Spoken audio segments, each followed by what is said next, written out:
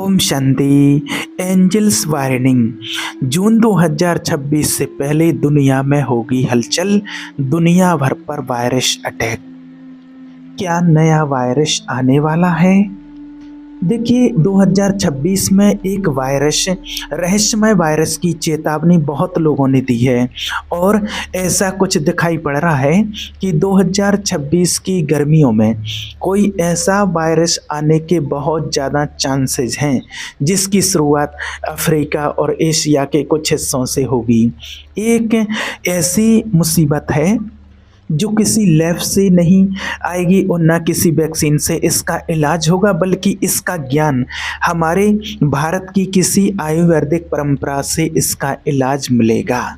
2026 में एक विश्व संकट जैसी स्थिति पैदा होने के चांसेस हैं और इस वायरस की वजह से इसके लक्षण कुछ ऐसे होंगे: आंखों से धुंधला दिखना, मस्तिष्क में भ्रम जैसी स्थिति पैदा हो जाना, भ्रमित हो जाना, क्या करूं क्या ना करूं ऐसी स्थिति, नींद में सुसाइडल थॉट्स आना और शरीर पर नीले रेखाएं का उभरना, ऐसा दिखाई दे रहा है। ऐसी कुछ संभावना है और ये न केवल फेफड़ों को और रक्त को प्रभावित करता है बल्कि मानसिक ऊर्जा और नाड़ी तंत्र को प्रभावित करने वाला होगा, ऐसा लग रहा है। ऐसी संभावना है और ये भी देखने में आता है कि मॉडर्न साइंस को ये समझ नहीं आएगा।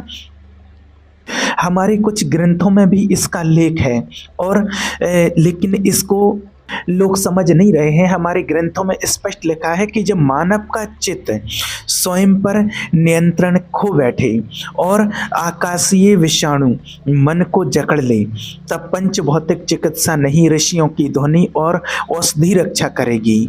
और कई संत महात्माओं ने भी इसके लिए आज चेतावनी दी है और इसके लिए भविष्यवाणी की है कि 2026-27 में भी एक वायरस ज्ञान तंतु को काटेगा जो भारतवासी ऋषियों की परंपरा और प्राण चिकित्सा को समझेंगे, वही सुरक्षित रहेंगे।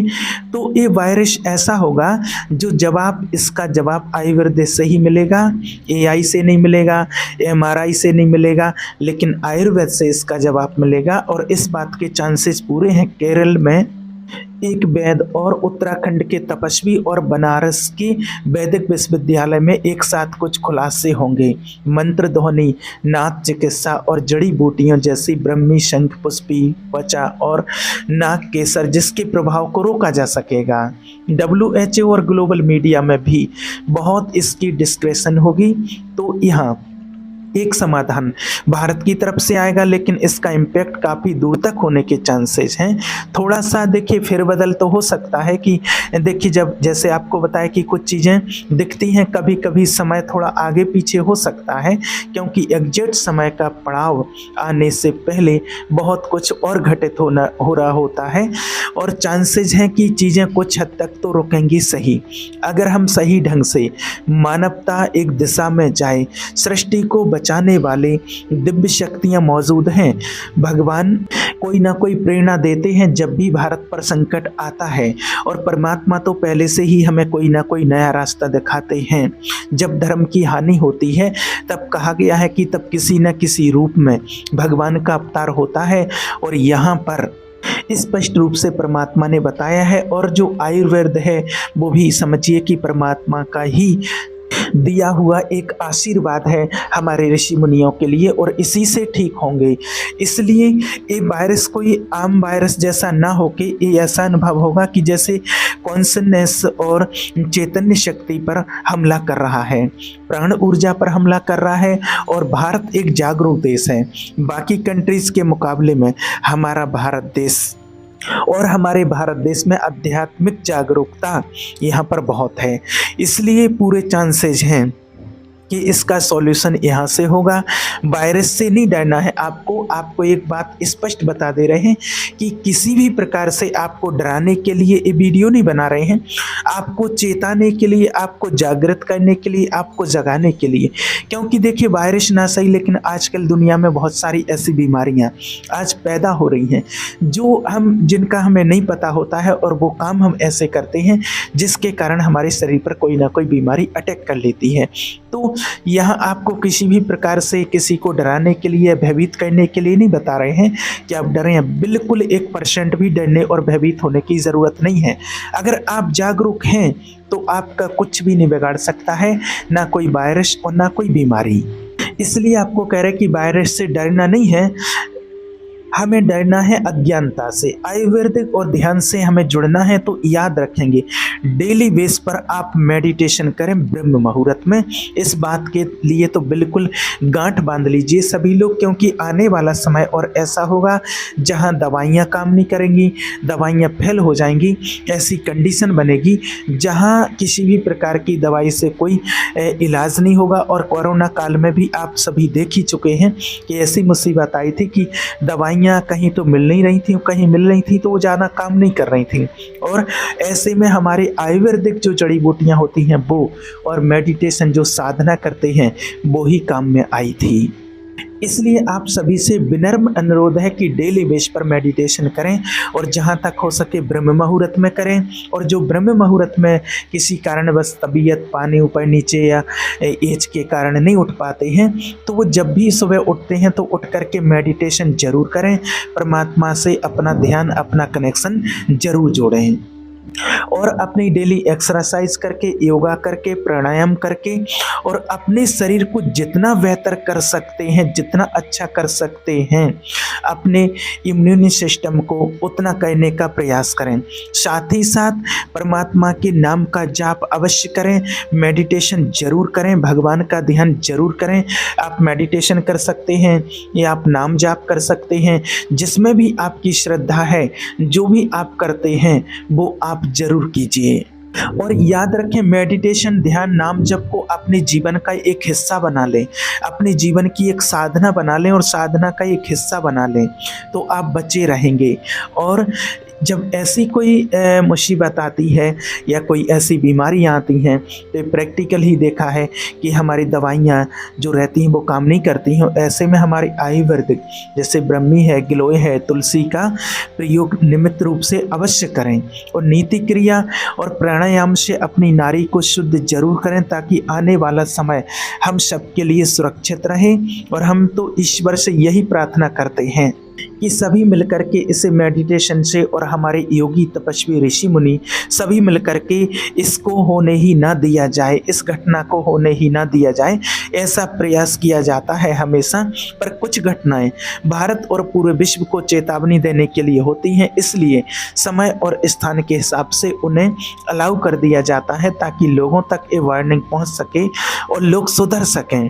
कोरोना भी जहां एक तरफ देखिए विनाश लेकर आया और वहाँ आध्यात्मिक जागृति लेकर के भी आया, यहाँ भी कुछ ऐसे ही होने के पूरे चांसेस हैं। चीज़ों को बदलने का प्रयास अभी भी किया जा रहा है। इसलिए आपसे बार बार कहते हैं कि जाग जाएं लोग और एक्टिवेट हो जाएं प्रभु के पास। हमें पहुंचना है, परमात्मा के साथ हमें चलना है, क्योंकि भारत को अभी विश्व गुरु बनना है और अभी बहुत दूर तक जाना है। और लोगों में भारत का दबदबा होगा, भारत की एक अलग पहचान होगी, क्योंकि भारत विश्व गुरु था और भारत फिर से विश्व गुरु बनेगा। और लोग पहचान पाएंगे, पूरी दुनिया पहचान पाएगी कि ऐसी महाशक्ति के रूप में जहाँ सॉल्यूशन मिलते हैं वो सिर्फ एक जगह है, भारत। और बस यहीं से विश्व गुरु के होने की शुरुआत हो रही है। पहले से भी लोगों को समझ में आता है कि यहाँ कुछ अलग है भारत में, बस धीरे धीरे और अधिक गहरा हो रहा है विश्वास पूरे विश्व का कि भारत आध्यात्मिक जागृति से भरपूर है, क्योंकि यहाँ परमात्मा का अवतरण होता है, भारत में ही सारे देवी देवताओं के जन्म होते हैं। इसलिए भारत एक विश्व गुरु है, भारत आध्यात्मिक विश्व गुरु है। और धीरे धीरे हमारी ये चेतना शक्ति, हमारी आध्यात्मिक ऊर्जा हमें आयुर्वेदिक और योग और अन्य क्षेत्रों में अंतरिक्ष ज्ञान, टेक्नोलॉजी, एआई, इन सब में भी हम अपने आप को स्थापित कर रहे हैं और करेंगे। तो बड़े प्यार से आप देखते चलेंगे कि एक दिन हमारे सनातन धर्म की जय जयकार होगी, सनातन धर्म को सभी लोग पहचानेंगे। क्योंकि सनातन वो धर्म है जिसकी स्थापना स्वयं परमपिता परमात्मा करते हैं। तो भारत तभी विश्व गुरु बनेगा और वो चांसेस बहुत जल्दी, वो समय बहुत जल्दी आने वाला है जब भारत को विश्व गुरु बनता हुआ सभी देखेंगे, पूरा विश्व देखेगा, पूरे विश्व में लंगाड़ा बजेगा कि भारत एक ऐसा देश है जहाँ से हर समस्या का समाधान मिलता है और भारत में वो तपस्वी आत्माएं रहती हैं जो और किसी देश में नहीं है। तो ऐसे महान तपस्वी देश में, ऐसे महान विश्व गुरु में हम निवास करते हैं, तो हमें तो कितना धन्य धन्य होना चाहिए और आने वाली समस्याओं से हमें लड़ने के लिए पहले से ही जागरूक होना चाहिए ताकि आने वाली कोई भी समस्या हमारे ऊपर अटैक ना कर पाए, क्योंकि पहले से ही अगर हम जागृत रहेंगे तो वो हमारे ऊपर अटैक नहीं कर पाएगी। अगर हम सोए रहेंगे, खोए रहेंगे, अज्ञान निद्रा में सोए रहेंगे तो ज़रूर कोई ना कोई बीमारी हमारे ऊपर अटैक कर देती है। इसलिए डरने की बात यहाँ किसी वायरस से नहीं, किसी बीमारी से नहीं, डरना है तो हमें अज्ञानता से डरना है और अज्ञानता से जागना है और हमें जागरूक बनना है और अध्यात्म की ओर चलना है। परमात्मा जो संदेश दे रहे हैं, जो जागरूक कर रहे हैं, हम सभी आत्माओं को उस परमात्मा के बताए हुए रास्ते पर चलना है और हमें अपने जीवन का हिस्सा आध्यात्मिक और हमें मेडिटेशन को बनाना है ताकि कोई भी भविष्य में आने वाली समस्या हमारे ऊपर अटैक ना कर सके। इसलिए अभी से ही सनातन धर्म की जयकार करें और कहें कि मैं एक सनातनी योद्धा हूँ। अभी कमेंट में लिखें कि मैं एक सनातनी योद्धा हूँ और मैं सदा परमात्मा के प्रचार और प्रसार में सदा अग्रसर हूँ, परमात्मा का संदेश देने के लिए अग्रसर हूँ और ईश्वर कृपा से मेरे अंदर आध्यात्मिक जागृति पैदा हो रही है और मैं डेली मेडिटेशन करके अपनी आत्मा को और जागृत कर रहा हूँ। भारत विश्व गुरु बनेगा तो हमें सबको अभी से ही तैयारी करनी होगी और उसी तैयारी का अभी परिणाम शुरू हो चुका है। ठीक है, ओम शांति।